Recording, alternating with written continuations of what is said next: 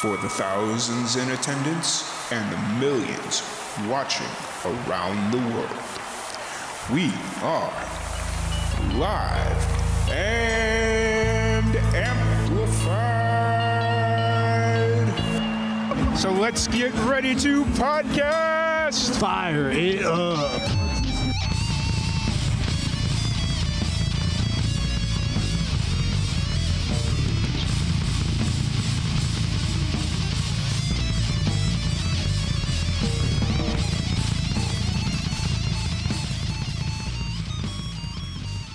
Welcome, everybody, to another live and amplified livecast. I'm your host, Tom Quiet, and we are coming to you live. I'm in Waco, Texas, and we have a very special guest.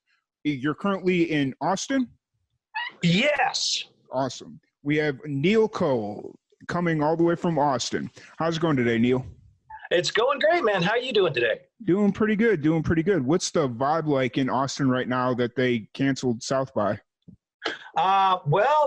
It's from what I've seen, it looks like it's split down the middle. There's, like half the people who are involved are glad because you don't, in what's been going on recently in the world, pretty much, you don't want to bring, people from all over the world to this small city.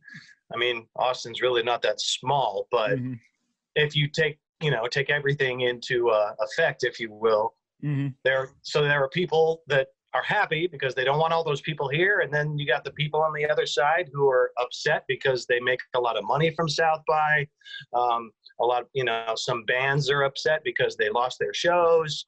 What I've been seeing online is a lot of people are like, let's do our own South by, and return South by Southwest to what it used to be, which it didn't used to be this big, huge international festival. It used to be about the local talent. Yep. But now, over the last 34 years, it's ballooned into this big, huge international festival. And I don't know. I mean, coming from a perspective of someone who's only lived in Austin for 4 years, I am leaning more towards the idea that it should be about the local talent.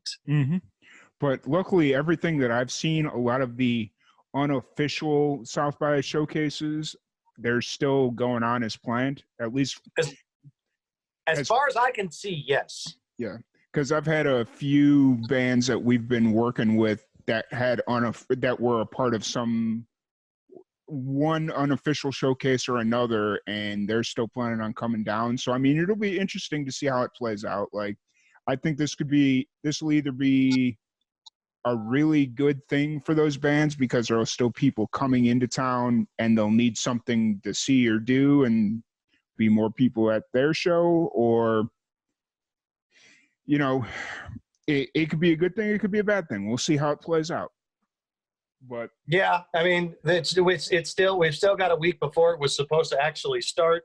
So yeah, you never know. I mean, and the fact that it was, it's always been like a double-sided festival. Like the first week is all about film and TV and movies and all that jazz, and then the second week is all about the music. Yeah, we'll see what happens. Exactly. Yeah. Well, you never know. I'd just be kind of interested to see the economic impact that it has on the city of Austin, because that brings a lot of money to the city.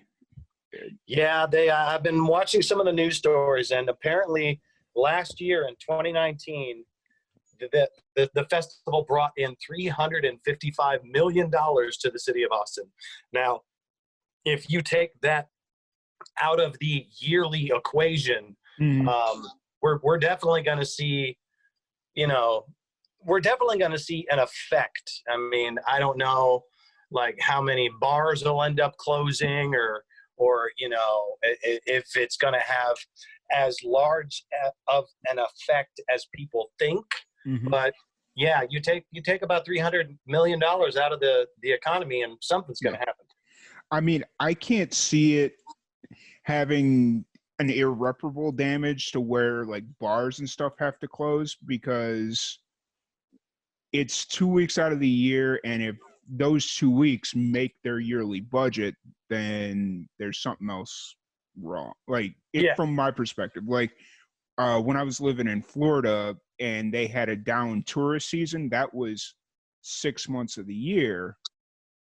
That's a little bit different because it's tourist season, it's 6 months, whereas 2 weeks, if that's making your entire yearly budget. But we'll see what happens. I mean, we still got a week or so before South by would have started, and then probably about 2 weeks before the unofficial showcases actually start. Yeah. So, but you said you've only been in Austin for 4 years, and I know we've had this conversation briefly. You're another brother from Chicago. Yes, sir. Awesome. I was born in the north suburbs in Rockford. Rockford's really not even a suburb, but you know, nice. I don't even consider it a suburb. It's like more Wisconsin than anything, in my opinion. But then after I was born there, I moved to the Chicago Heights, and I lived there for a good majority of my life. So, right on. I was actually born in Arlington. Okay. And I was only there until I was 10 years old, so I didn't really get to experience Chicago and downtown as a young adult or adult for that matter. Mm-hmm. I have not had the opportunity to go back since my family moved us to Jersey in '84. But I want to go back someday, just to visit. It's as much as I love Chicago and it's a part of me, it's too cold. Yep. I don't know that I would want to live there. I mean, going back as a tourist, so to speak, Chicago is completely different than when I was living there. Like when I go back and I just go to do like the touristy stuff, Chicago's great. It's amazing. But it's when you're living there and you're there on the daily grind, it's like, okay, it's it's a tough city to be in. Yeah. In my opinion, that's why I moved as far away as I could. Yeah, you're about just about as far as you can get, unless you want to go to Brownsville, but you don't want to live down there. No. I lived in Roswell, New Mexico for 4 years, and I almost took a job in Brownsville, and I'm glad I didn't. I had to drive down there once for work, and it doesn't look very comfortable down there. Yeah, no, it doesn't. But what got you started in music? I started playing acoustic when I was 8 years old. And for the life of me, I can't remember really why I wanted to play guitar. But it was something that I wanted to do. And my mom, she allowed me to, pick it up and mess around with it. Didn't actually start taking paid, lessons until we ended up moving to New Jersey. And we lived in Jersey for only about a year, from 84 to 85. So I wasn't able to take like a serious amount of lessons, if you will. But I learned some of the basics and whatnot. And then when we moved from Jersey to Arizona in '85, I started paying attention more to music and whatnot. Interestingly enough, a side note here, one of my favorite bands while I was a preteen and very early in my teenage years was Striper. Okay. Yeah, actually,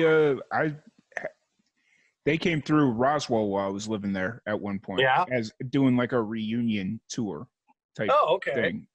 This was like maybe 3 years ago, I want to say. So that's the only reason I know who they are. Oh, okay. Yeah. They're Christian rock metal band that I guess you could call them a hair rock band. Yeah. But they've been around since the early '80s, and I started paying attention to them in the late '80s.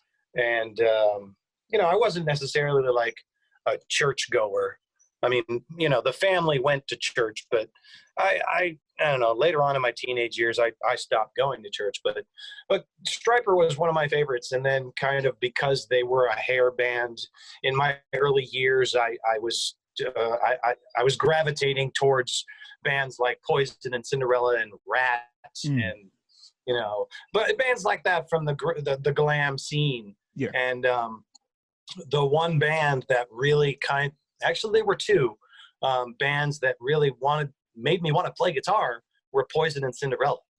Nice. Nice. And you know, I'm not too ashamed to admit it, but you know. Yeah. Hey, everybody's got their influences, right? That's true. That's true. And I mean, you know, that those bands also kind of opened up because I mean, I in my early teenage years, or when I was going to high school, there were friends of mine that also listened to that, but then they also kind of crossed over to stuff like Maiden and Priest and that area of rock and metal. So and Metallica and Megadeth and Anthrax and you know the heavier side of things. And I was pretty much immersed in that for most of my early teenage life. That was until 1990. Because in 1990, that's when the Seattle scene exploded. And I paid attention to nothing but the bands that came out of Seattle. Nice.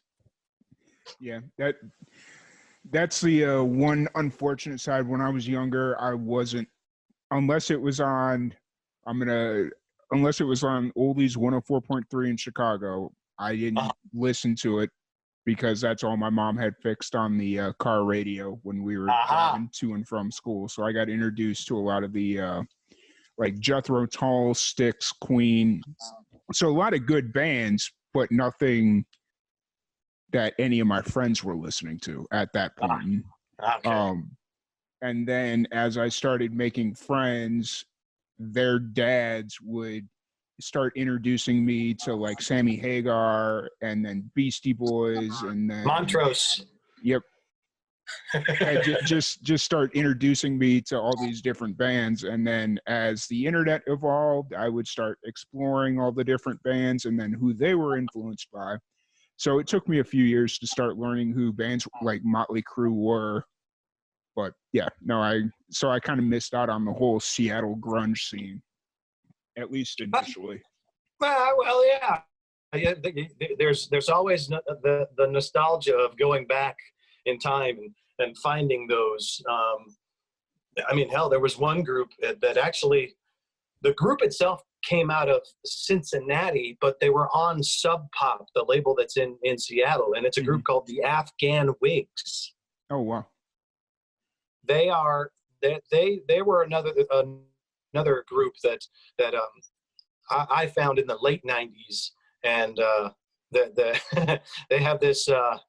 It's kind of like if you took a crooner, a type of like a Harry Connick or a Frank Sinatra or someone along those lines, and stuck them in a garage band.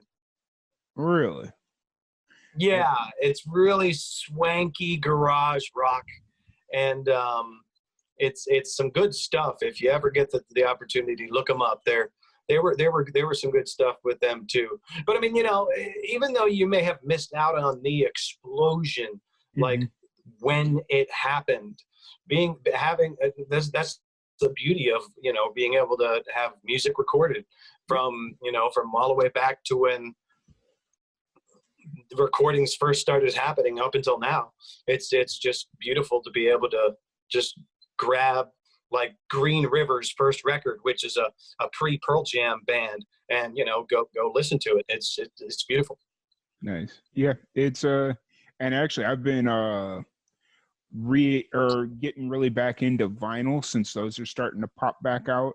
Like they're doing like the re-releases and stuff. So I've been looking for bands that maybe I've never heard of. So I'm definitely gonna keep an eye out on a lot of the Seattle music explosion, like people that came out of that Seattle scene in the early 90s.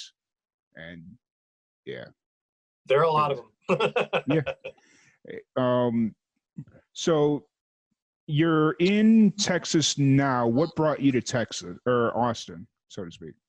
Well, so I was in a bunch of, in my early career days, if you will, I was in a bunch of different like original bands.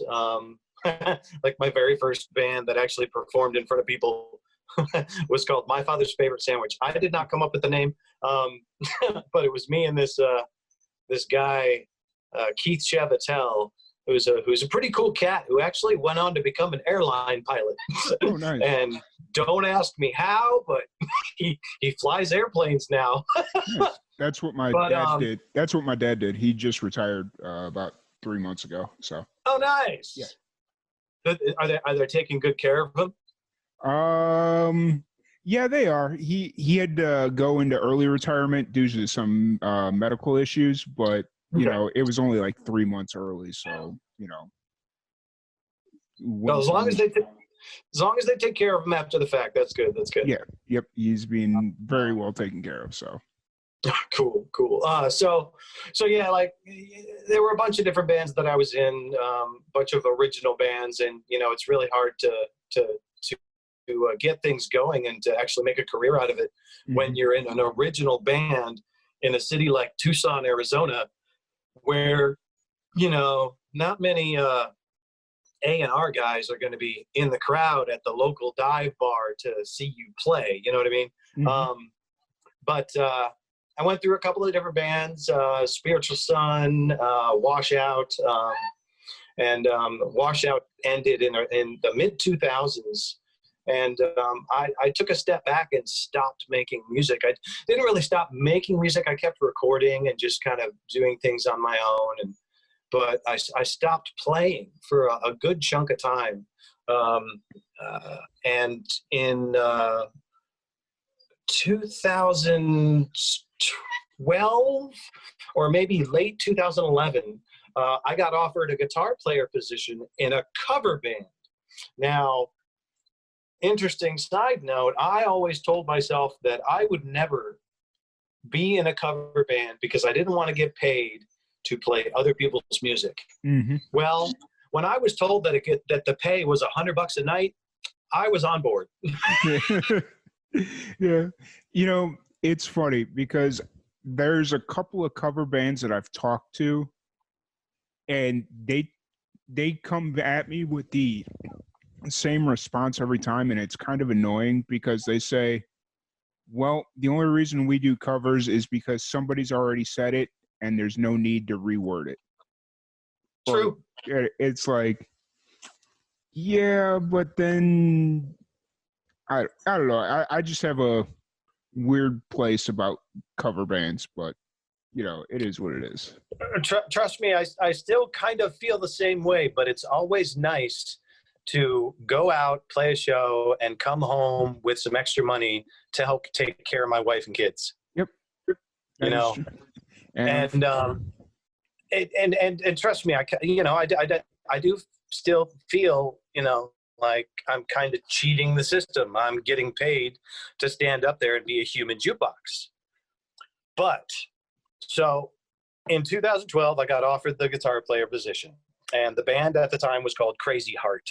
And we were busy. Like there was the band basically stayed together, the same basic nucleus, for about 5 years. And there was 1 year in the middle there where we were playing 3 to 4 times a month, sometimes 5 times a month. We would be playing more, but we all had families, so we didn't want to sit there and try to play 3 to 5 nights a week. So we did 3 to 5 shows a month. But the band itself kind of morphed and changed. It started out as a 5-piece. There was a girl who was the lead singer's cousin who played fiddle and did some singing. And then it got shrunk down to a 4-piece. and then a drummer or two kind of rotated out, and a couple of bass players kind of rotated out, and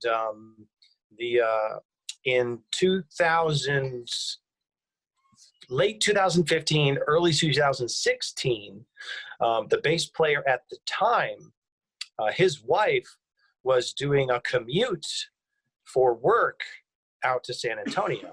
So she would drive out to San Antonio and work for X amount of time and then come back home and then have to keep doing that. And he brought up the idea of, hey, let's move to Texas. And I didn't have anything going at the time. I was living alone. I wasn't in a relationship. The lead singer, Lucas Webb, he was actually like, damn, that sounds like a good idea. And he's married. He has 2 daughters.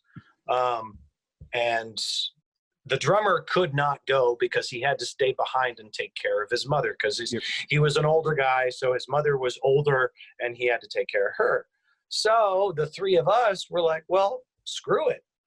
I moved out here first. I was out here for maybe 2 months without any of them here. Mm-hmm. I had to wait for them to move out.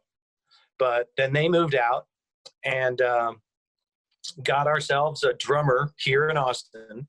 And then for about 6 months, we just kind of hit the gambit and tried to play as many shows as we could. Nice. So somebody's wife was commuting from Tucson to San Antonio?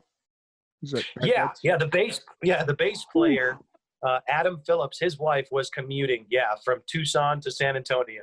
That's a heck of a haul right there. Yes, it is. And like, I'm not against driving. Like, I love going on long road trips, but that's like doing that on a regular basis is I think she was doing it 3 weeks in and then 1 week home. Okay. So, she'd come out, work for 3 weeks, and then go back home. Long story short, we all kicked up and moved out here to Texas, and we started playing shows. And I've come to the realization that Austin is the place where bands come to die. Okay, that's an interesting take on it. Well, I mean, I guess this is just from my experience because we there was a little bit of a falling out 6 months in, and I won't go into too many details, but the band broke up. Yeah, and I took all of it as experience, and decided to just kind of move on. And after that, the drummer and I split from the bass player and the lead singer. Okay. And decided to make our own band. Nice. And is that the band that you're currently in, or is that Anderson Avenue? That's Anderson Avenue. So, so Crazy Heart over the years became Wild County, moved to Texas, died 6 months in, and then the drummer that we recruited from Austin, his name's Paul Bawa. He and I formed Anderson Avenue with David Martinez and Jake Miller. Now, the same thing kind of happened with Anderson Avenue. We started to play a lot of shows, and we were having a great time, and we almost started to dip into the original side of music. We almost started to write some music. But so Jake, the guitar player, he was out here chasing his dream because basically his wife said, if you don't go to Austin and chase your dream, you're gonna, I don't want you to be a miserable old man. Yeah. So she basically told him to go do it. Okay. So I mean, he came out, huh? I mean, that's a good supportive wife right there. That's. Oh yeah. I was kind of blown away when he told me that. I was like, what? She's like, yeah, Yeah. She told me to go chase my dreams because she doesn't want me to be a miserable old man. Okay. And yeah, that makes perfect sense as well. So, so he came out, and then he ended up joining our band, and we had David Martinez on bass, who's lived here for a long time, and so we played for about 9 months. We played shows around Austin, and it got to the point where Jake had to go back because his wife, they were expecting another kid, and he wanted to go back home, and I was fully understanding on that, and Paul and Dave and I played a couple of shows after that as a trio, but the drive just wasn't really there anymore. Paul wasn't into the country music covers as much as I am, I guess you could say, even though I'm not necessarily like driven by country music, but I can appreciate it. In 2006 or around 2006 in Arizona, I worked at a place called The Maverick, and it's a giant country dance hall.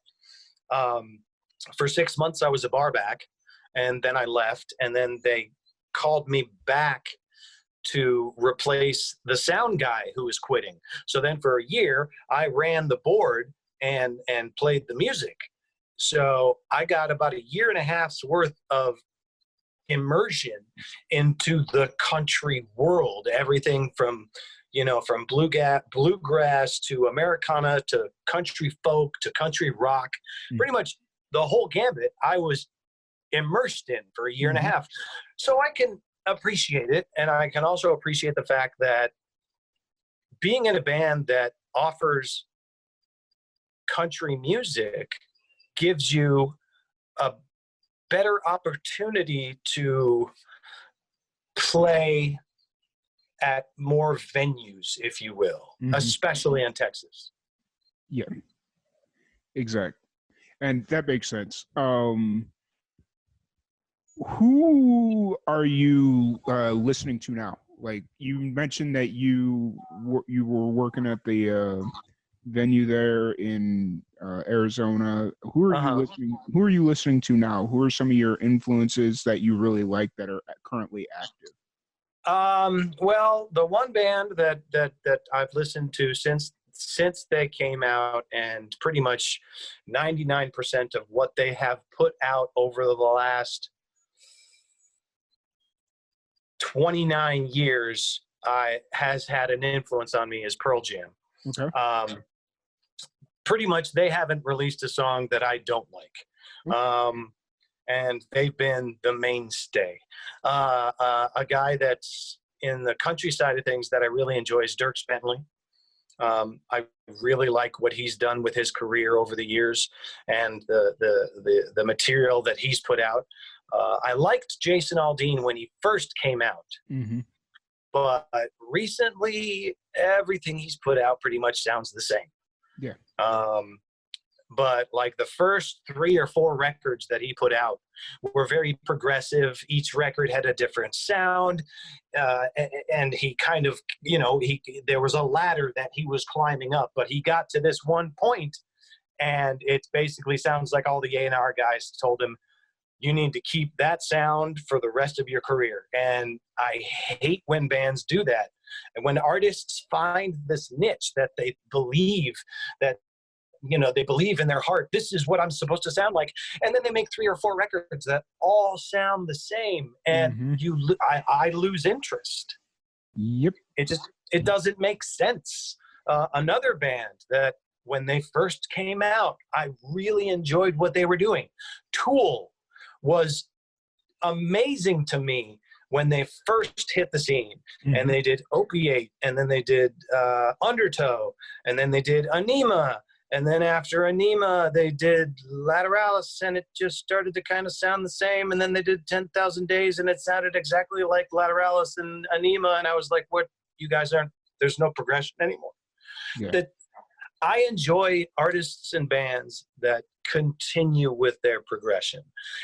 Everything that they release sounds in some way, shape, or form different to what they released previously. And if you can't do that, you've basically just been put into the giant wheel that is the music industry, and you're just another cog to make them money.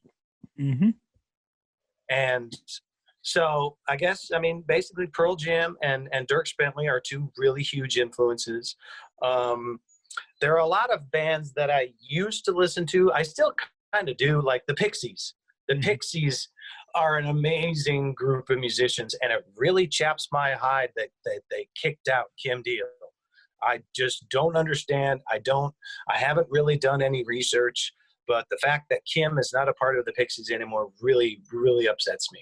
But I have heard that the Breeders are making a new record, so that gives me hope. Yeah, well, I mean, I think a lot of the bands that have kind of been on hiatus are seeing the dollar signs right now, and either they're coming back to do a reunion tour or they're starting to write music again. Because I know you brought up Tool, and they just released a new album, not like within the last 6 months or so? Yes, they did. And it took them how long? Yep. 13 years. Yep. Yeah, and it doesn't make sense. No.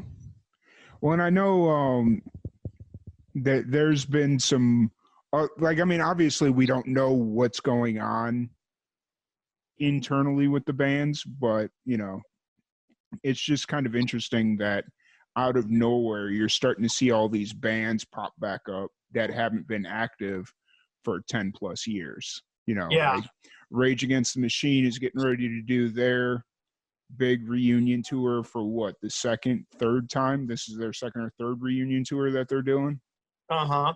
And, you know, so it's just an interesting time. Like, you're definitely falling into the category of nostalgia is starting to rule the world, at least in this time period. Oh, yeah. But well, you can see that in Hollywood, too. Hollywood's running out of ideas, so they're remaking all the movies they've already done. Yep.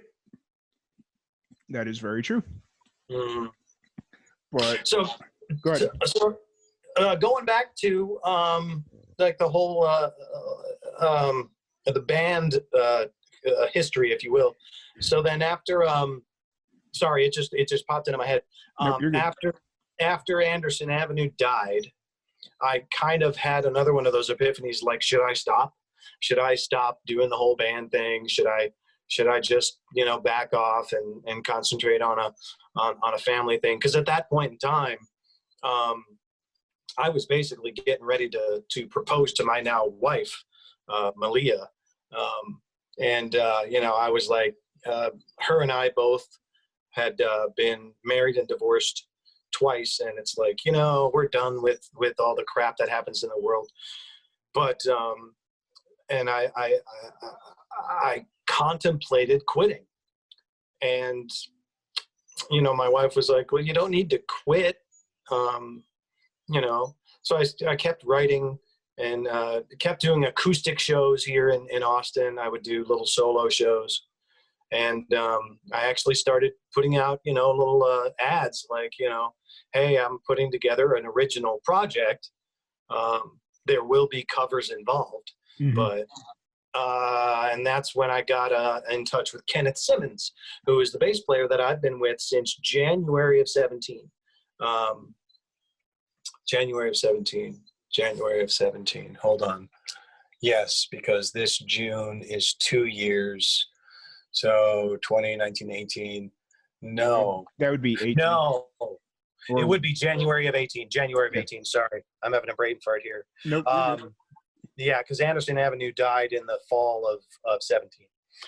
So then I got together with Ken, and Ken and I just kind of jammed on and off and started getting some covers together and started working mostly on originals together. And then through a couple of different drummers and jam sessions, we ended up actually getting a little trio nucleus together, and we played our first show in the end of June of 2018 at Shiner's Saloon. Nice. And the drummer was kind enough to stick with us until the end of the show, and then he had to move back to where he came from. I can't remember. I feel horrible because not only can I not remember his name, I can't remember where he was moving back to. It's all good. But It's 2 years ago. yeah, but there's a new band that you're currently with. You're starting to return back to your roots of doing like the grunge garage type music. It's like a hybrid of everything. Sort of. Actually, that's a good way to put it. It's a hybrid of everything. So yeah, Ken and I ended up getting this guy Pedro Duquesne on drums, and the way that I like to describe our original music is Texas grunge. Okay. It's basically, if you were to take like all of those influences, the glam rock, the grunge, the rock and roll, the country music, the shoegaze, the blues, take all of it and put it in a blender. That's interesting. That yeah. It's in Texas grunge is basically the best way I can describe it. There was one guy who basically told me he had never heard music like ours before. And that's kind of what I'm going for, you know, something that people haven't heard before. Mm-hmm. And there is a definite contrast between the two EPs we put out. We put out one in 2019 called Down in the Mud. Mm-hmm. And then we put out, no, it was 2018 was Down in the Mud. And then last year we put out one called Bricks.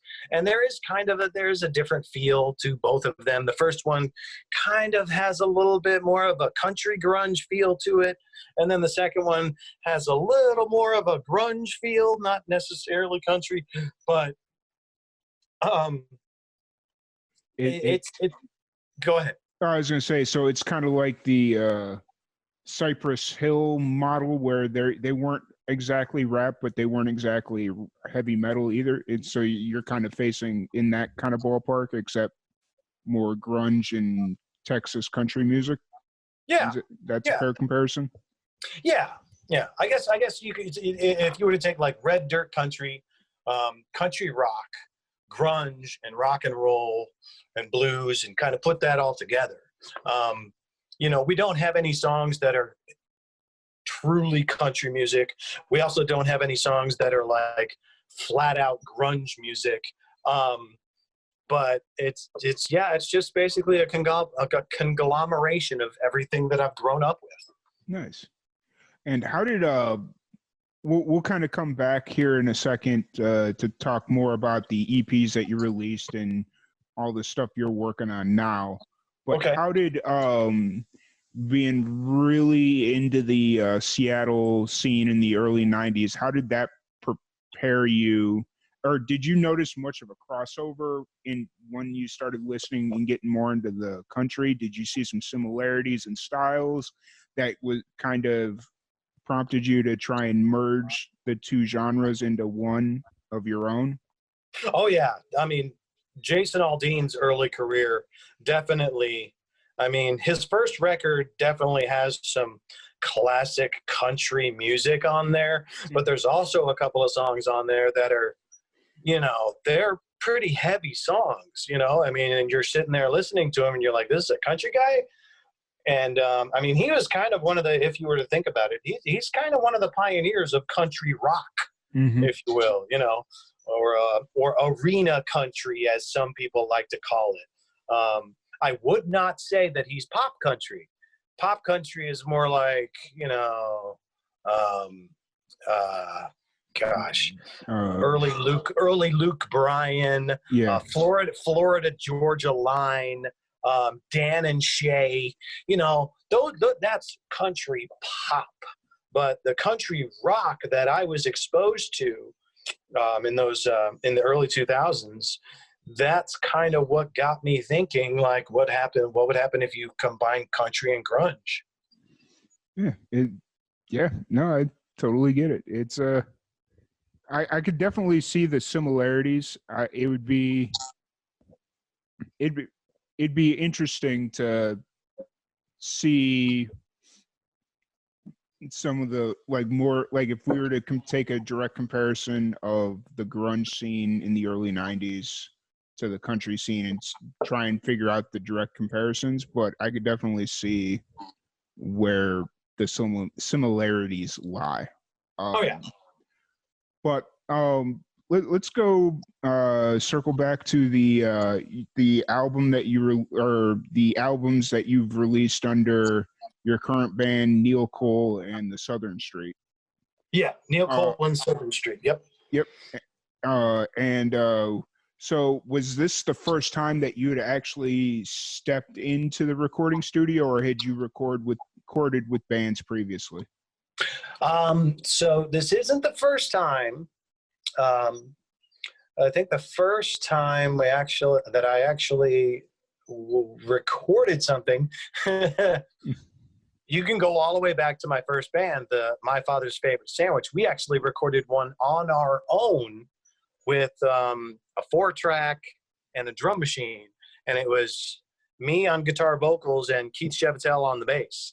And we recorded 6 songs on our own on a little 4-track, you know, with the drum machine playing the drums. And that was my first experience. Now, my first experience in an actual recording studio, I don't know if you could actually call it like a studio. It was like a DIY, one of your friends' basements type situation?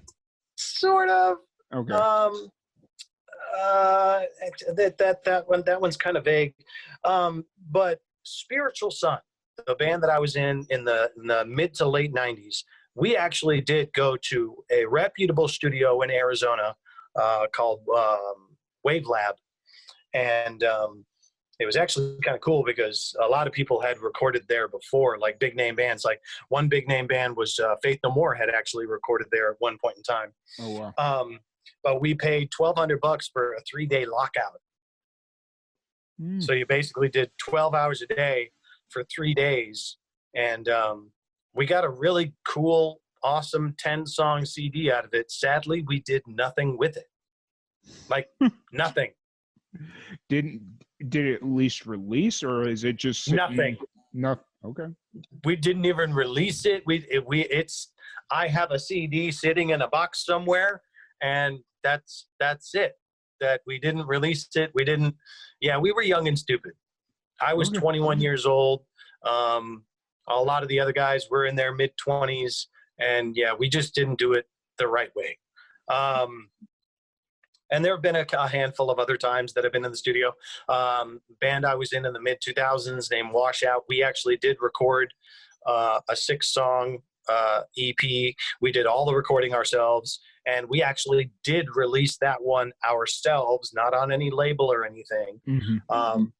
And you know, passed them out at shows, and I don't know, we probably sold a handful of them, but mostly passed them out to people that were there and our fans and so on and so forth. This Neel Cole and Southern Street is the first band where I have actually gone into the studio, recorded the material, and gone through all of the steps to get it packaged, barcoded, and actually released out to fans. Now, it's not published under a publishing company. It's not on a record label. This is a complete DIY release, both of them. And I mean, this day and age, it's so easy to do that. Like, oh yeah, it's not like it was 10, 15, even 20 years, 20 years ago, where it was so expensive to try and release something on your own that you needed the backing of a label. Whereas now anybody with a decent quality recording can even press their own vinyl. Like, they can find a place that'll press vinyl for them. Now, what I found is vinyl is more expensive. It's very nostalgic, and it's cool to be able to hand somebody a 7-inch and go, here's our new single or whatever. But no, you're right. In today's day and age, it's you can put out a CD for less, depending on what recording studio you go to, for less than $600. Yep. And depending on, I mean, obviously it depends on like how many albums you order and all that stuff. But yeah, no, I totally, that's just I don't want to say power of the internet, because that's ultimately what it is, because it causes everyone to outbid each other for jobs like that. But True.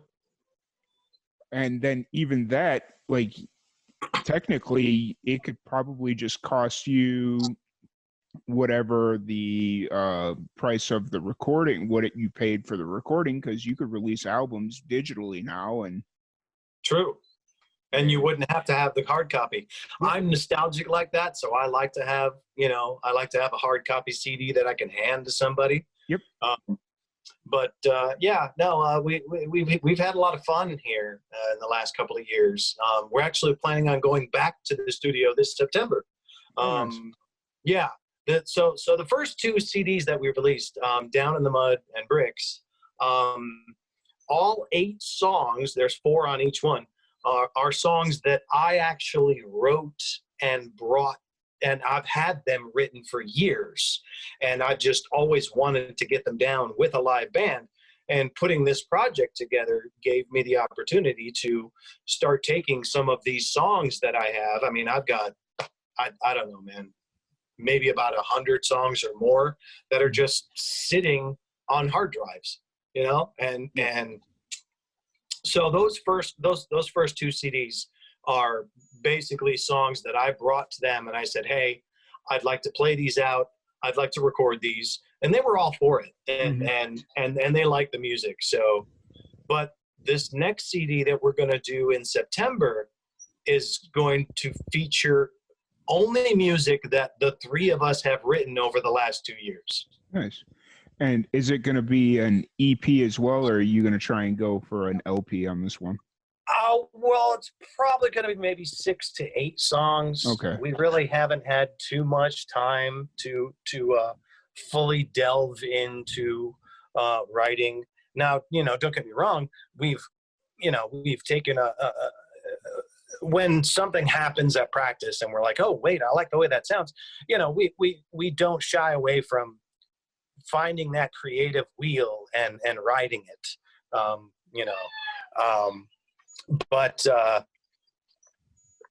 So we're gonna try to put together a record that's just the material that we've written, and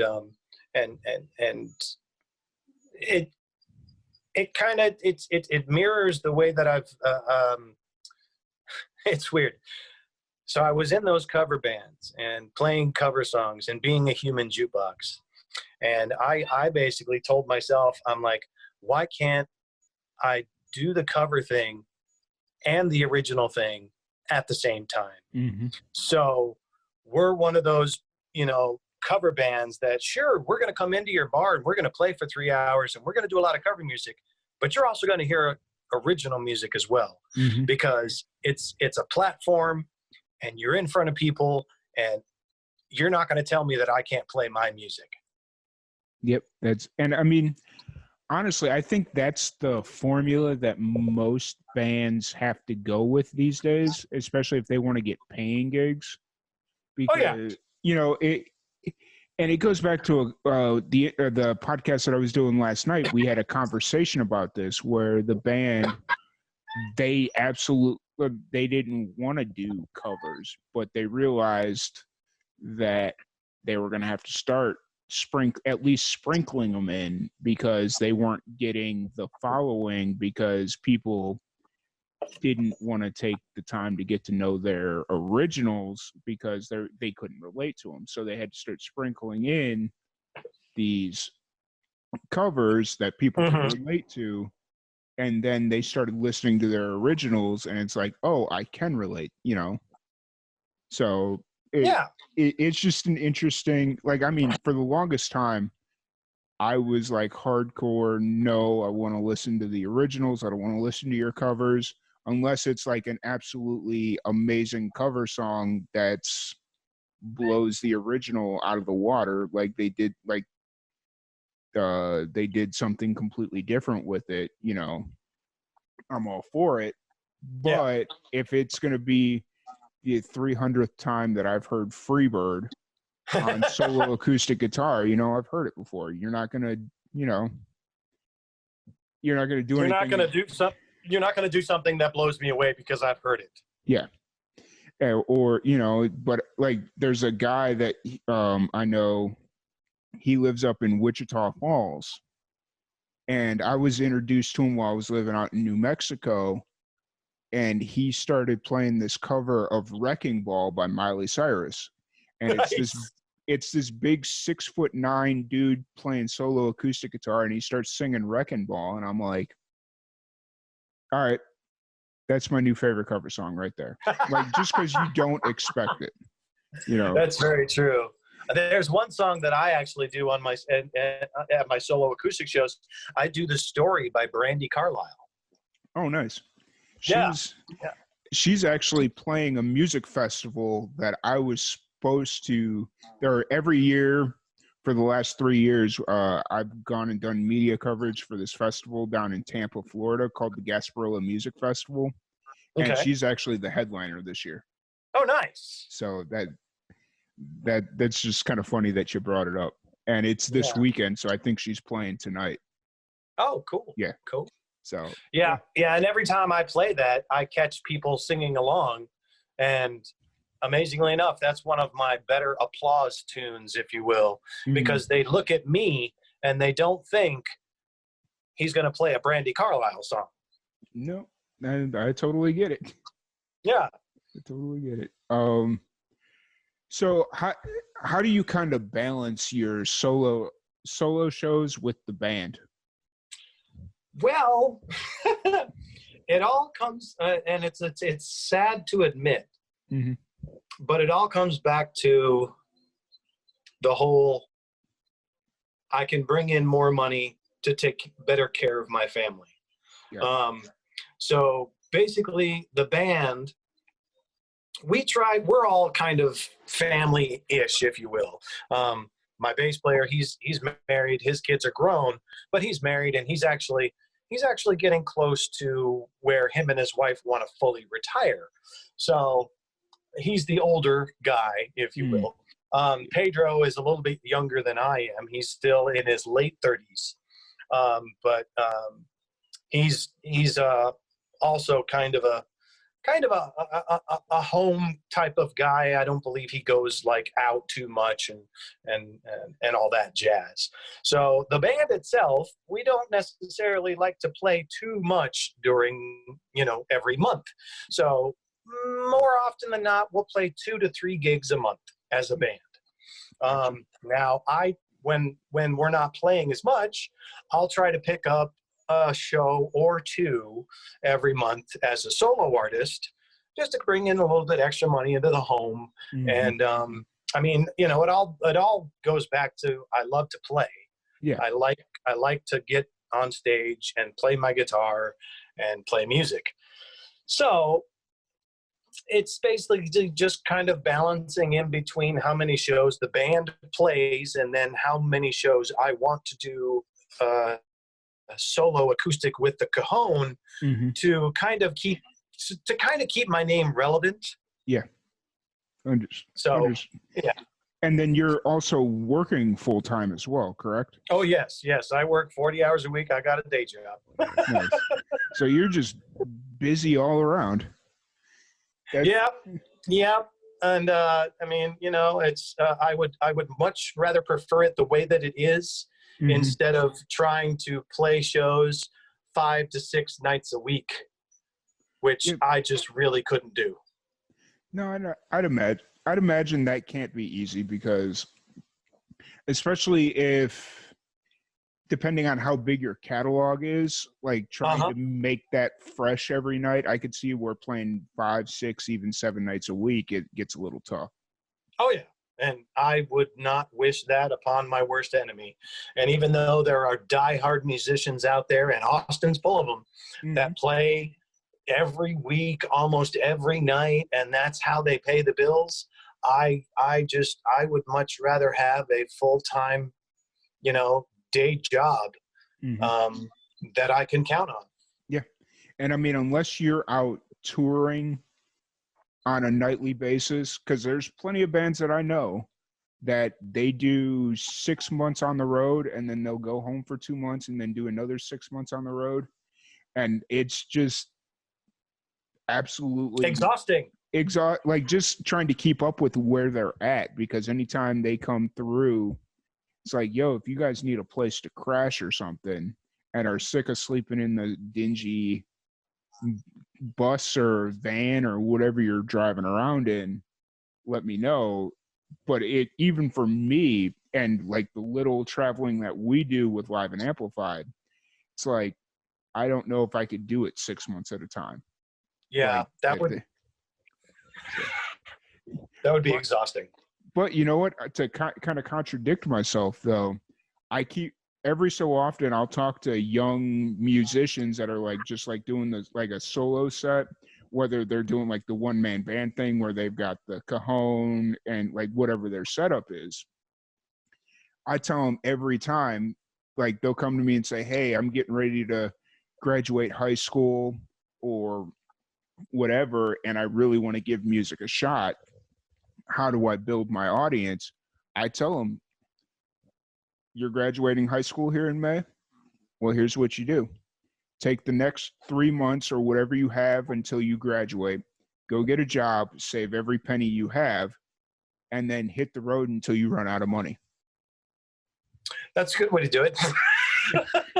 And then, because I mean, I talk to these kids and I ask them, it's like, well, what responsibilities do you have right now? Do you have a girlfriend? Do you have like bills, or like what's your responsibility? And they'll tell me, well, I have a girlfriend, but it's not really serious. I know I really Go on the road. Yep. I know all I really have is like my phone bill and like car, like if they or car insurance or whatever. And it's like, okay, so you're telling me you really only have to figure out a way to cover gas and then maybe at most $150 a month, depending on which car insurance company is screwing you over. So it's just kind of like you have to come up with $150 and then maybe $60 to $70 every couple of days to cover gas. The gas will add up, but if you're like vigilant and don't try and do 8-hour road trips in a day, you're probably going to be all right. Oh yeah. But just hit the road, hit up every open mic, hit up you see somebody looking for a show, and then just every couple of days, just like go somewhere and then just kind of build from there and go until you either have no money or you get to where you want to go. Exactly. That's a good way to do it. And I mean, if they're young and they're die hard on wanting to be a musician and want to make a career out of being a musician, that's pretty much what you have to do. You have to throw away everything you know and go out on the road and just put your nose to the grindstone and do it until you fall apart or until you find what you're looking for. Exactly. And the sad thing is that some musicians do that and they never find what they're looking for. But in today's day and age, like we were talking about before, there's so much that you can accomplish on your own, and they just need to figure out how to wrap all that up together, and they'll get where they're going. Yeah, exactly. And I was actually about a week or so ago at this point, I was talking to a young lady. She's actually lived in Southern Illinois for a bit there. And she was telling me that that's exactly what she did. She had graduated high school like 2 years ago and told her mom, like, look, I want to go on the road. I'm going on the road. And she just hit the road, and I'm pretty sure she hasn't stopped touring since. Like, I mean, I'm sure she's kind of found a place where she can call home base. Yeah. But she's pretty much been touring nonstop since. Nice. So I'll tell you, I wish that I had the time and the capital at some point in my career to have been able to do that. I mean, I've been doing this, let's see, hold on, 17, 27, 37, 38, 39, 44, 42, 44, 45. I've been doing this for almost 30 years. And, if I had the opportunity to do that at any point in time in my career and just disappear and just go out on the road, I probably would have. Yeah. But I never had the opportunity. I've basically given myself an end point. Mhm. If nothing happens by the time I turn 50, which is in 2024, I'm probably going to hang it up. Oh, well, I mean, yeah, but if you love it though, like just playing in general, you know. I do, and I mean that's the whole push and pull of it all. I love to play. I love to be on stage. I love to be in front of people. But I'm not going to be the 64-year-old guy who's playing just to play, and who never got a record deal or never got national or international recognition, Mhm. and you're just playing to play. With a bunch of other old guys just to play. Yeah. I've been plugging away at this for almost 30 years. And, that's, 2/3 of my life. Mhm. And if nothing really happens, nothing really explodes, and that's not to say that I won't stop writing. I'm not going to sell all of my stuff and go curl up in the corner and just die or whatever. Yeah. But it basically gives me, this. I've had a nice run. It's been a lot of fun. I've had the most amazing time of my life on stage. Mhm. But it's getting to that point where, I don't want to be that guy. Mhm. And I totally 100% get that, because when I was living out in New Mexico, there were a couple of musicians that were like that. They were in their mid 60s, maybe early 70s. They had a little bit of a local fame thing going on back in the day. Uh-huh. And every Saturday night you'd see them at the local coffee shop just strumming in the corner in hopes that somebody asks them to play music. Yeah.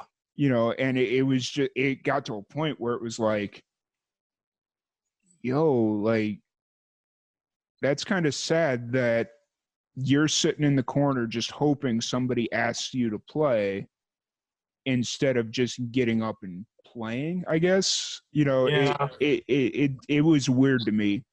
And then as I kind of started talking to people, they would fill me in. It was like, oh yeah, back in the 70s, it was him and then this lady that was now not all mentally there. Yeah. And the two of them were like this awesome regional band that would tour all around Southeast New Mexico, made a killing. And then they had like their falling out or whatever it was. And, it's just kind of like, I totally get setting a point and saying, okay, if I don't get to where I want to go by this time, I totally get it. But also, if you love it, I probably wouldn't abandon it completely. Yeah, I mean, I might, I might continue to do little solo stuff here and there. And, like I said, I'm not going to sell off all of my equipment and completely stop. I'll probably continue to write. I've also considered, maybe I should look into a songwriting career where I can write music and then, pitch it to artists and say, here, how do you like this song? You want to record this song and go play it in front of millions of people? I'm totally for it. Just give me a piece of the pie and I'm fine. And I've considered that actually a number of times. I've kind of looked into the songwriter side of the business. And I wouldn't mind exploring that. But, as far as the band and as far as, getting up there and getting loud, that's where my heart is. But yeah, I've given myself an ultimatum. It's 50 years old or bust. And, I tell people how old I am, and they look at me and their jaw drops and they're like, "You're how old?" And I'm like, "Yeah, I'm 45 years old, and I may not look it, but I'm starting to feel it, and I love doing it." And I'll probably never stop. I'll be like, Michael J. Fox was in Back to the Future 2, where he's sitting in his chair and he's, in his late 50s and he's just kind of trying to strum his guitar, but That's a awesome. That's good. That's an awesome visual. Like, it's, because I mean, yeah. I'd rather be that than trying to continue to get up on stage as that. Yeah. Because then you start getting the murmurs of, oh, what happened to him type situation. Yep. And I totally get it. Like, because I mean, in my opinion, it's getting to be a point with some of the bands that are starting to turn back around. Like AC/DC comes to mind. Like when they came back and did their tour, what was that, a couple years ago, when Brian Johnson had the ear issues, and they had who they Axl Rose. They have Axl Rose come in and fill in for him for a little bit. Yes, they did. And it's like, all right, when it gets to that point, you guys just need to stop. And I mean, and another good one is Motley Crue. They need to stop, because I've seen and I'm not trying to bash the Crue, because the Crue was one of my favorites when I was younger. But Vince, if you ever hear this, Vince, you need to stop. Yeah. Or you need to go on a diet and lose a bunch of weight so you can get your voice back, because it's not, you need. Yeah. I mean, to be fair though, when they released The Dirt on Netflix a couple years back, that was awesome. They had to take advantage of it. Like, I totally get it, but and that was a good film. I liked it. Oh yeah, it's still a movie that I watch on a semi-regular basis. It was well done, and the fact that they actually had Tommy and Nikki behind the scenes, making sure that they told the story in a good way. Yeah. That was good. And then trying to go ahead and ride the coattails of that, and let's go out and do another tour. Sure, go ahead and do it, but make sure you're ready. Yeah. Make sure you're ready, and you can put on the best show possible. I mean, they had to have known for at least 9 months prior that they were going to go try and do a reunion tour once this movie released. Mm-hmm. 9 months is more than enough time to at least get yourself in somewhat adequate back to shape, so to speak. Yeah. Like, but it is what it is. I'm sure they had a blast going back out on the road and reliving the glory days. But but the one thing that will always stick out there's two scenes that stick out in my mind in that movie. It's when they do the gross out contest with Ozzy Osbourne by the pool. Okay. Where Ozzy starts drinking, slurping up somebody's pee. For whatever reason, and then he starts snorting the fire ants. Oh yeah, okay, I remember. Yeah, and then the scene where was it Nikki Sixx was in the ambulance, all or pretty much dead on heroin. And then they jam the needle of adrenaline in his heart, and he just, like, for whatever reason, those two scenes stick out in my mind in that movie, and it's like, yo, how do you let yourself get that far? Well, fame. That's how. And if you can't handle fame, and you can't handle your money, and you can't handle the fact that and it's sad, because if you're already involved in drugs and then you become famous, mm-hmm. that's just a compound fracture waiting to break. You know what I mean? That's just, you have to be able to control yourself, and you have to be able to control those oh gosh, what's the word? I can't even think of the word. Your emotions. Well, emotions, but also the wanting is the only word I can come up with. Okay. To do all of those things. If you can't, if you're a mess when you become famous, you're just going to be more of a mess. Yep. And I think fame amplifies who you are, like inside, Oh pretty yeah. much. Because if you can't handle the attention, or if if you can't handle the attention, or it'll expose you really quick.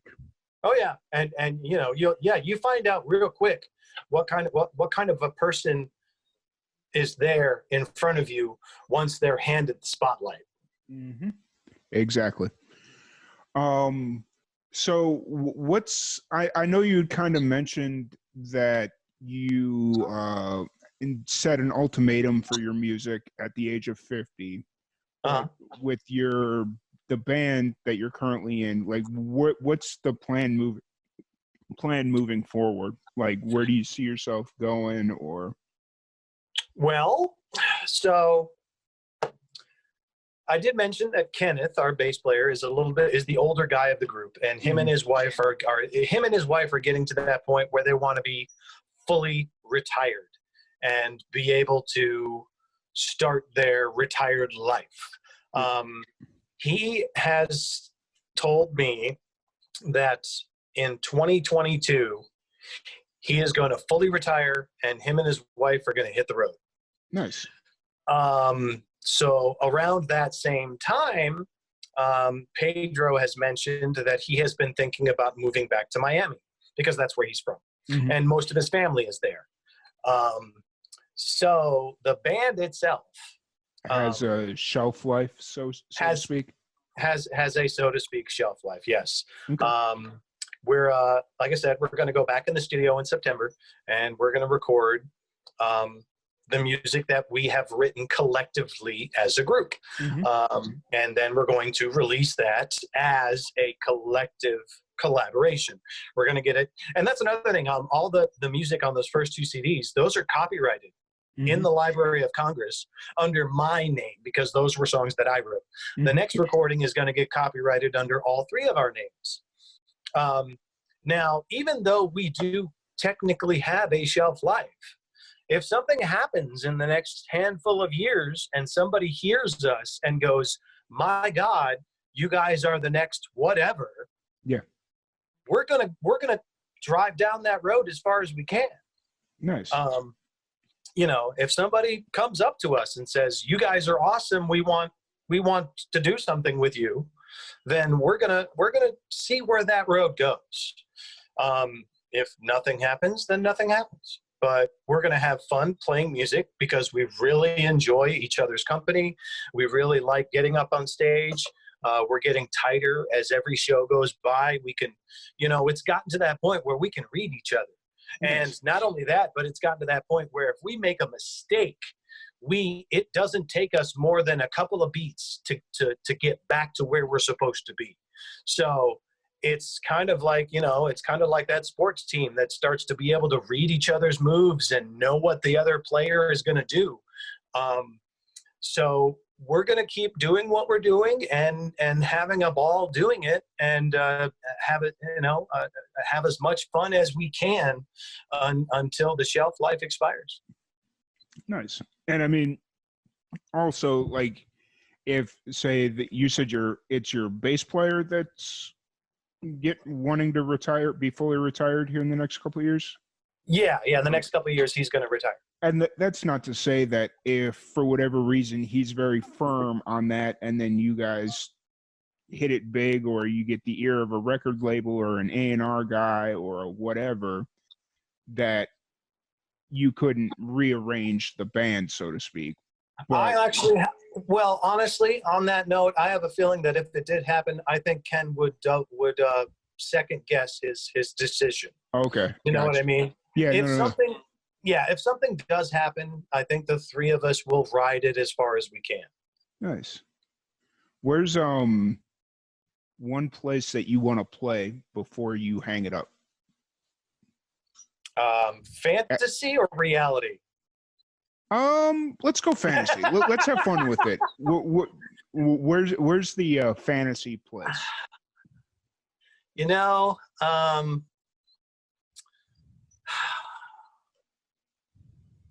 would love, even though that's a complete pipe dream, Madison Square Garden would be amazing. You know, what's funny is almost every band says that. and it's quite funny because when we were when we first started doing the because it's a split, because it's always either Madison Square Garden, and that's said by people that have been doing music for a while, or they're international acts.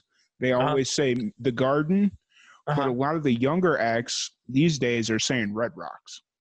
And that was going to be my second, is Red Rocks is also, I mean, and you got two ends of the spectrum, and also two areas of the country about as far apart as you can get. Yeah. You know, the Garden, if you played the Garden, you've made it. You know, that's just hands down. If you play the Garden, you made it. Yeah. And if you play Red Rocks, it's the same basic concept. You've made it. Yeah. But I think the Garden carries a little bit more lineage, because depends on the music. Yeah, yeah, you're right. Because, you know, if you're a Dave Matthews fan, Red Rocks is it. Yeah. But if you're a Pearl Jam fan, Madison Square Garden is it. Yeah. But and maybe this is just my bias showing a little bit. Okay. To me, the Garden is the Garden, and Red Rocks is like this cool new hip place where anybody who's anybody has played the Garden. Like Billy Joel, you know, just like name any major platinum recording artist, they played the Garden, and it's a sign of you made it.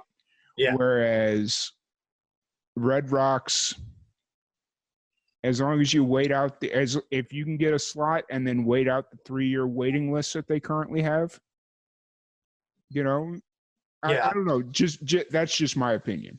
But. No, that makes sense. It makes sense. The Garden is internationally like the top of the pyramid. Yeah.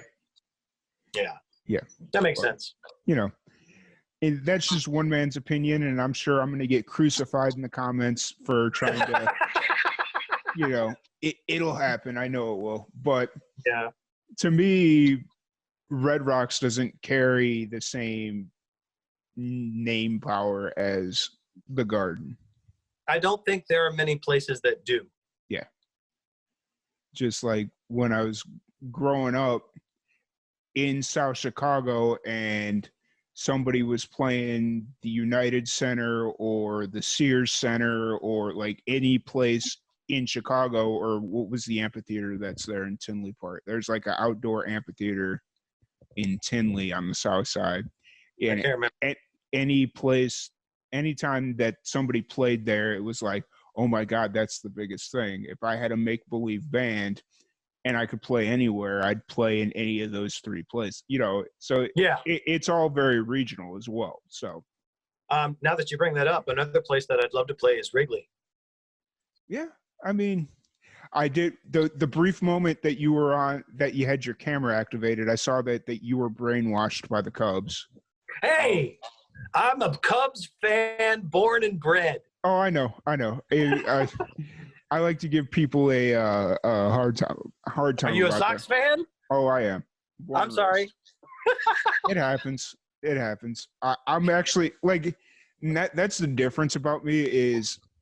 Back in the day, like right around when the Sox won in 2005, I was very much one of those dickish Sox fans that every time baseball season would start, I would remind every Cubs fan about 2005, and it would just drive them wild. And then, like, I grew up, and I was like, you know what? I'm kind of being a dick about it. So now. Question, has the tables turned? Are your old friends from Chicago who are Cubs fans now rubbing your face in it? They did for the first year, but most of them were just happy that the Cubs won, that they didn't even, like, and this is the one thing that just drove me wild throughout that entire time. Like, not the fact that the Cubs won, like, good for the Cubs. I'm glad they won. Like, they deserved it. They were the best team, the better team. Yeah. But anytime that they brought it up on ESPN about the Cubs winning the World Series, they kept saying little things like this is the first time the World Series has been in Chicago since like the 50s or whenever it was. And it's like, no, the World Series was here in 2005, guys. What do you get? And like, for that time period, like, the White Sox didn't exist. Well, when you go 108 years between being World Series champions, there is a little bit of, gosh, I can't even think of the saying, but Yeah. You got to give us some room to breathe. Yeah, no. And I totally get it. And I was trying to pitch my buddy a scenario where in the next 5 years, we could see a Chicago World Series. That would be amazing. A Subway Series in Chicago. Yeah. But I would die. I also think that the entire city would just implode. Like, could you? It would. Yeah. Like, could you imagine? It would just be one of those things where, like, you think there's enough tension now between Cubs fans and Sox fans. If it became down to this ninth inning of Game 7 between the White Sox and the Cubs for the World Series. And imagine if it was in Comiskey. Yeah.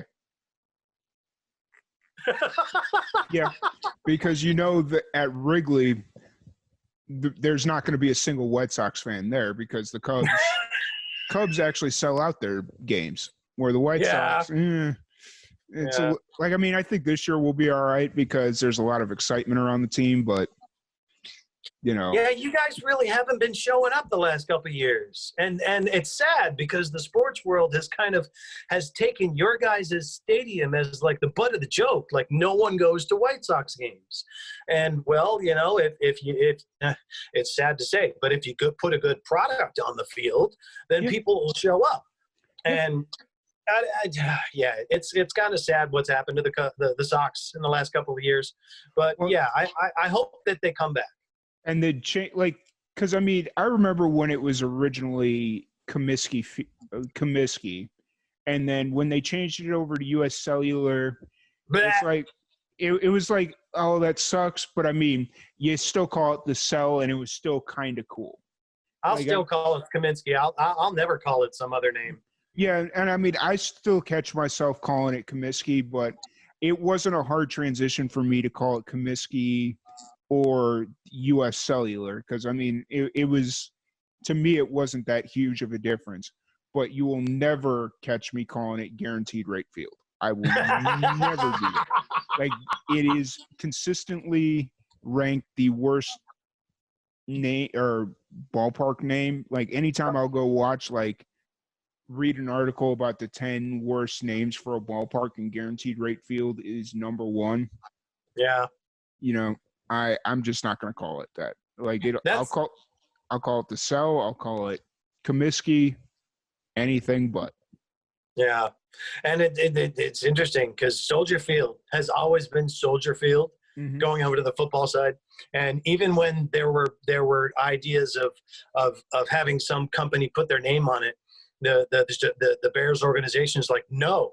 This is Soldier Field. It will always be Soldier Field. And Wrigley has always been Wrigley. There's never been a name stuck on it, And I applaud sports organizations that hold on to their roots like that. Yep. And it's kind of sad when a company comes in there and decides, we're going to put our name on here and we're going to, give you money. Yep. And okay, well, it doesn't always work. No, it doesn't. And I've been a lifelong sports fan of Chicago sports fan. I was born, or actually, it's quite funny about baseball in my family because my dad is the lone Cubs fan, but he grew up on the South Side, and my mom my sister and I are all Sox fans, and we were all born on the north side. So That's the same thing. That's the same thing about our family, my family. We were on the opposite side of town, but we're Cubs fans. yeah. And so it's just funny. Like, and then of course we're all Bears fans. Like, if we were anything other than Bears fans, I think if I was anything other than a Bears fan, I'd be disowned by my family.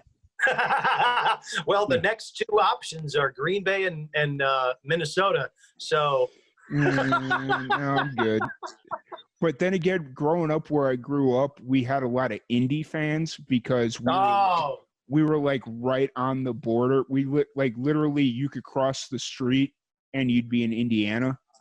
Okay. So there was a lot of Indy fans, which was an interesting breakdown. But you know, for the most part, everybody where I went to school was Bears fans, so that was an easy pickup. Oh yeah. But one quick question: Notre Dame or Fighting Illini? Neither. What? Neither. Both my parents are Notre Dame fans. Okay. And actually, so since we're on that topic, if I had to pick the two, I'd probably go Illini. Okay. Because when I went to high school with Pierre Thomas, who was the running back for the Illini and then played for New Orleans Saints. Oh yeah. So if I had to choose, I'd probably go that way. But I'm a Saluki, so okay. Yeah.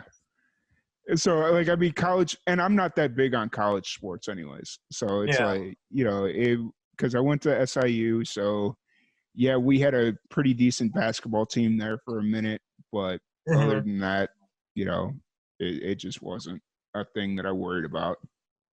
Fair enough. What about, are you Notre Dame? And actually, I like them both. Okay. I'm mostly Notre Dame because I'm part Irish. Okay. So I love the Fighting Irish, you know. Yeah. And I'm kind of surprised you didn't word it Notre Dame or Purdue, because that was always the big split where I went to school. It was always either a Notre Dame fan or a Purdue fan. Nah, I never paid attention to Purdue. Yeah. But I will say Rudy is one of my favorite sports movies of all time. Oh, yeah. Yeah, that's the feel-good movie of the century, man. That's yeah. Yep. And for the longest time, anytime the dude that played Rudy, I thought that was the only movie he was ever in. And then, you know, and then like, I think early 2000s, he started popping up in other movies. And I was like, wait a minute, that's Rudy. He's not supposed to be in any of, you know. So. Goonies. Yep. So. But, you know, it is what it is.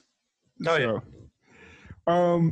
But yeah, like, I don't want to keep you too much longer because we've been going for an hour and a half already. So we surely have. It's like, whoa, what happened? But you're getting ready to go into the studio again to do another. You said it was probably going to be 7, 8 songs. Probably 6 to 8 songs, depending. Yeah. Okay. Are you planning on doing, like, since everybody's kind of got other things going on outside of music, it obviously makes like touring out not possible. Correct? Yeah, so we decided, seeing as we are a hybrid band, in other words, we do covers, so we play 3 hours a night, but we also play our own music as well. We decided to do kind of like a mini Central Texas tour in May, and I don't know if I'm going to be able to look all this up without interrupting our little podcast here. I believe in May we're going to be in Georgetown at Barrels and Amps. Okay. That's towards the end of May. Then in July, we're going to be hitting San Marcos, Buda, Taylor, and Driftwood. Oh, nice. So we're still doing our 3 hours a night, you know, we're your entertainment all night long. Yeah. But we decided to try this year to hit cities outside of Austin. Nice. Yeah, we'll actually be in San Marcos the end of May. Okay. That last weekend, because the way it runs this year is like May 31st is like the last Saturday in May, which it almost never happens that way. Yeah. And we'll be down there working with Corey Morrow. Oh, cool. Yeah, he's doing like a Wheels Up music festival. So it combines like so the collective here at Live and Amplified, we have 3 things. It covers all 3 things that we're into. Music, which is all 3 of our passions. Airplanes, which is something that I'm into thanks to my dad. Yeah. And then cars, which are the other 2 guys' passions. So it's like this thing that covers all 3 of our passions. Cool. And we're going to go check it out and do some podcasting down there. And we've had an opportunity to talk with him a few different times. So we're really excited about that. And I've never been further south. Or no, wait, I've been to San Antonio. I was going to say I haven't been further south in Texas than Killeen, but I've been to San Antonio. So I would say that's probably further south. Yeah. So, but yeah, no, definitely keep us in the loop on all your shows coming up. Will do. And what's kind of the have you guys already started selecting what songs you're going to do for this upcoming album, or? Yeah, there's so far there's a collection of 6 songs that we wrote as a group. Gosh, the names escape me. Did you write the 6 songs specifically for this album, or was it you just picked the 6 songs and it happened to work for an album? Well, no, these are actually, as far as songs that we have written together, the 3 of us have come up with these songs at practice sessions. Okay. There are about 6 to 8 songs that are just about complete, and we're comfortable with where they are. And these are songs, you know, like I said, that we wrote to add all 3 of us together. Instead of me bringing a song in, we started writing songs together. Now, you know, we're a cover band, so we don't necessarily, you know, and we're also have our own lives and our own jobs, so we don't get together to practice that often, which is why over a period of 2 years, we only have about 6 to 8 songs that we've written together. Gotcha. So these weren't written exclusively to record on our next record.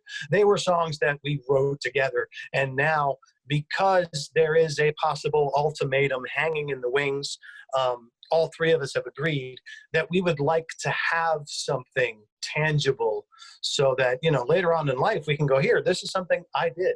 This is, you know, me and these 2 other guys, we wrote this together, and, you know, give it to friends or family or whoever. So the idea is to have something from this period in our lives to be able to look back on with fond memories and so on and so forth. And like I said before, if somebody hears that and goes, oh my God, you're the next blah, yeah, then it happens. Nice. That's awesome. But yeah,